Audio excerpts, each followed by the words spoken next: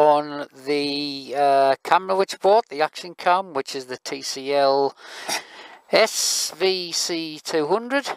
I've been out on the bike and I've done some footage on 1030p and 720p, and I just thought I'd come indoors now, and well, not indoors, sitting in the back garden, and do quick video footage with the camera set at 720p at 30 frames per second.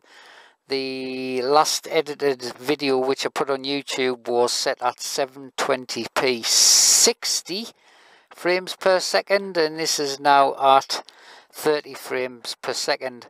Right, the bike itself, as you can see, it's an ST1100. I bought this probably about 5 years ago. It's a 1996 model. Incredibly good bike. Yeah, as you can see from the front, yeah, it's got a little bit high vis on the two mirror pods. Again, like I said before, it's there for my own protection. Gives me a little bit extra foresight, or it'll get me seen when other vehicles are pulling out the junction. Right, let's see the front. As I say, the three stickers on the front of the screen. I see you got Bikewise Training, which I've done. Northern Pan Riders, that's the motorcycle group who I'm a member of. And underneath that you've got Durham Advanced Motorcyclists. Again, because I passed my IAMS test, I am now a member of the Institute of Advanced Motorists and Durham Advanced Motorcyclists. Right, the bike itself, let's see. I bought the bike with 62,000 miles on the clock. It's now got 81,488 miles on the clock. Since I got the bike, let's see, what have I done to it? I've replaced the swinging arm. I've upgraded the alternator to a 40 amp alternator. I've also changed the timing belt, and I've also changed the clutch. Like I said, when I first bought the bike, it had 62,000 miles on the clock with very limited service history. So I thought, well, I'll change the timing belt on it. And of course, when I went to the Honda dealers to order the timing belt, the Honda dealer said, "Oh, how many miles is on the clock?" And I told him it had 62,000 miles on the clock. And he said, "Oh, you don't need to change it yet. We don't change the timer belts on these STs until they've reached about 90,000 miles. But the Honda specification and Honda actually recommend that these timer belts are changed at 70. So I was a little bit confused. Dealership says change it at 90, but Honda said change it at 70. So I changed it anyway. But as I say, I changed the clutch because when I was changing the timing belt, you have to take the clutch housing off to access all of the pulleys. So I thought, well, if I'm taking the clutch off, I might as well change the clutch friction plates while I'm on, which I did. And that was the only reason I changed the clutch, basically because I had to do the timing belt. Or I prefer to do the timing belt. Yeah, the swinging arm itself, I replaced the swinging arm 2 years ago. I was just doing some basic maintenance on the bike during the course of the winter. And when I stripped the back wheel off, I had noticed there was a little hole in the swinging arm. Only a small hole, it wasn't big. However, as soon as I got the little wire brush in it and I start rubbing the flaky paint off, this hole, this small hole, suddenly got bigger and bigger and bigger and bigger, and it got to such an extent it was just beyond repair. It doesn't matter how much welding you would have done, it still would not have held. That's the only problem with the ST models. They do tend to rot, where the swinging arm tends to rot from the inside out over.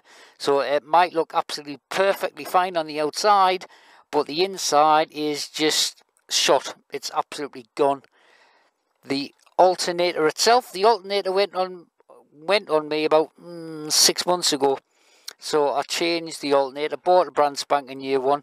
I don't believe in buying second-hand parts, especially like the swinging arm and the alternator off eBay, because you just don't know honestly how many miles has got on the clock. And especially with the swinging arm, if the swinging arm is rotten from the inside out over, it might look perfect on the outside, but on the inside, you know, you could be buying a death trap. So just be aware. Right, let's see the bike itself. That's the other action camera I've got. That's the full HD one. And if you can pick that up there, that's the one that I bought from China about 18 months ago.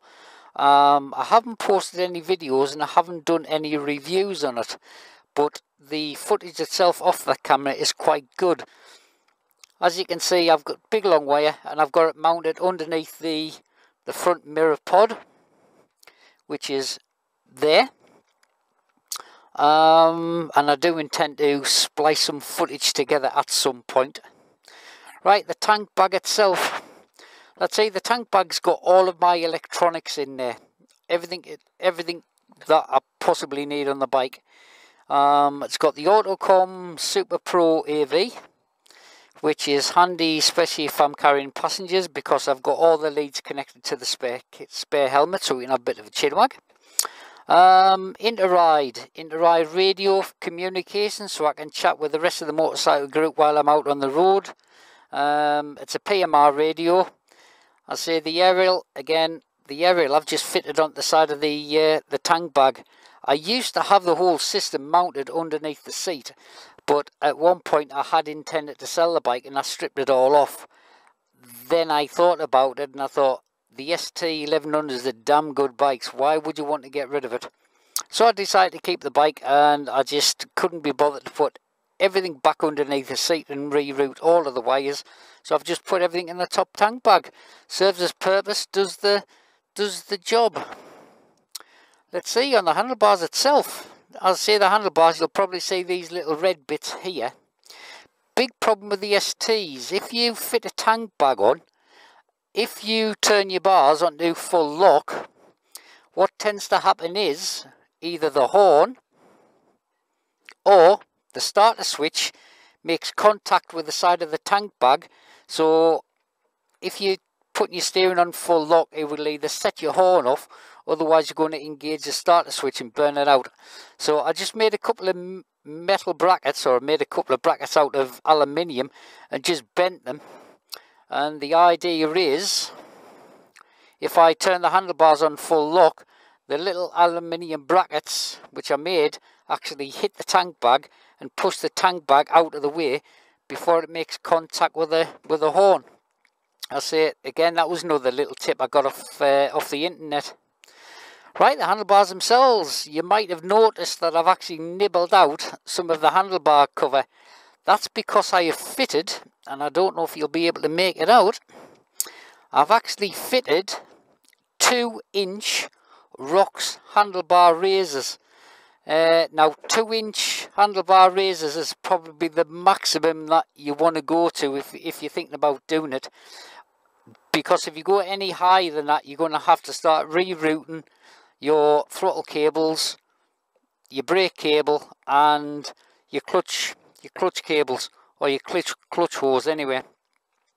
So that was an adaptation that I did, and it works incredibly well. It's absolutely brilliant. It doesn't half change the seating position of the bike.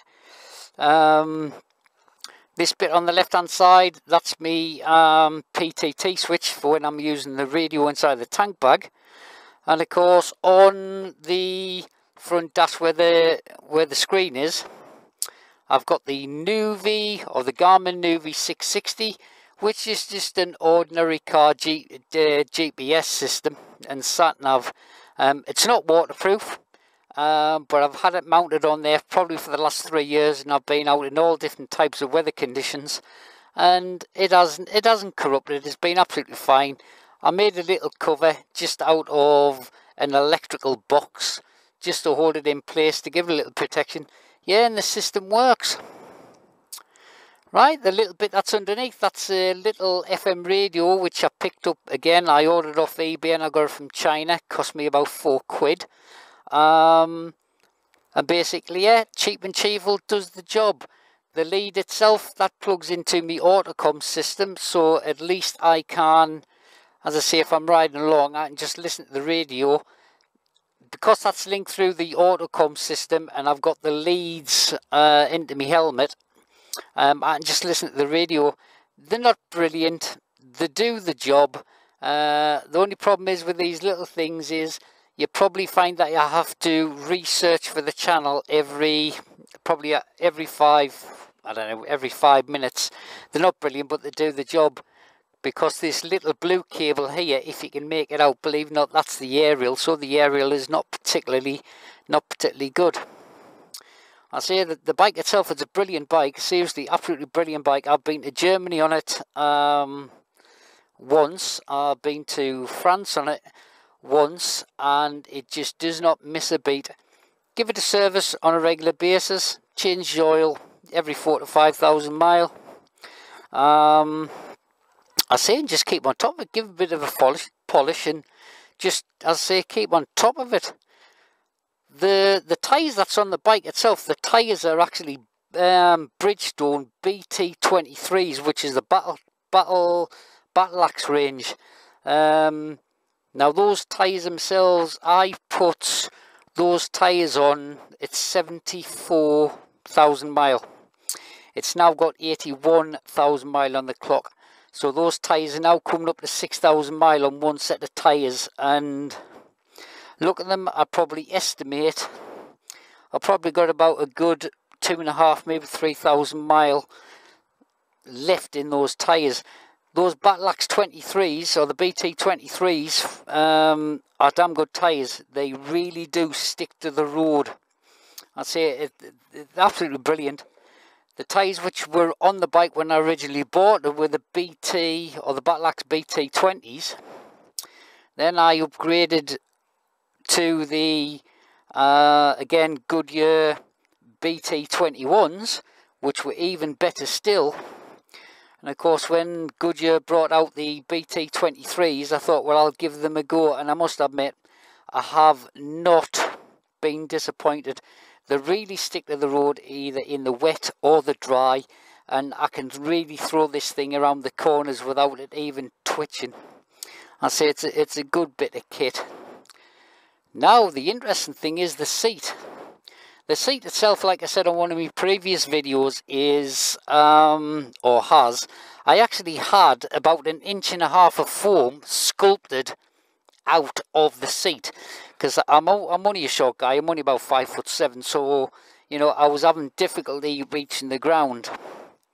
However, once I had the 1 inch or 1.5 inch piece of foam sculpted out of the standard seat, I actually found that my body positioning was causing us excessive pain in my hips and my knee joints. So I actually had to put a foam seat on, which I've done. I see I've got a little foam seat, or a foam pad on top of the original ST seat. But this bit that's on the top, this is a cover which I've just added on. It's Dacron on the inside, or fibre filling, depending on how you prefer to call it. And this itself, believe it or not, is an extra small dog bed. Yeah, a dog bed, I'm not joking. I was walking through the local garden centre one day, and this thing was actually folded in half. And I thought to myself, that's probably about the size of my backside. That would go nice on my bike. So I bought it. Stitched a few pieces of elastic on it, secured it underneath the seat itself. But that is absolutely brilliant. That's really soft and really uncomfortable. Did I say uncomfortable? If I did, I made a mistake. I meant comfortable. Yeah, so the bike itself is brilliant as a tourer and as a general bike for knocking around on. I say it's great. Just can't fault it. It just goes on and on and on and on. So that's basically it. As I say, that's just a very quick review. Not so much of the bike. I say it's more a review on the camera itself, because I've changed the settings onto 720p at 30 frames per second.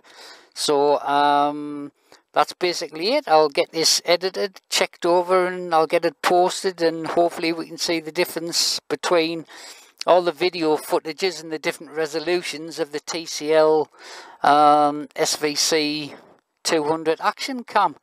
We'll see what the difference is between all three footages. Okay, bye bye for now.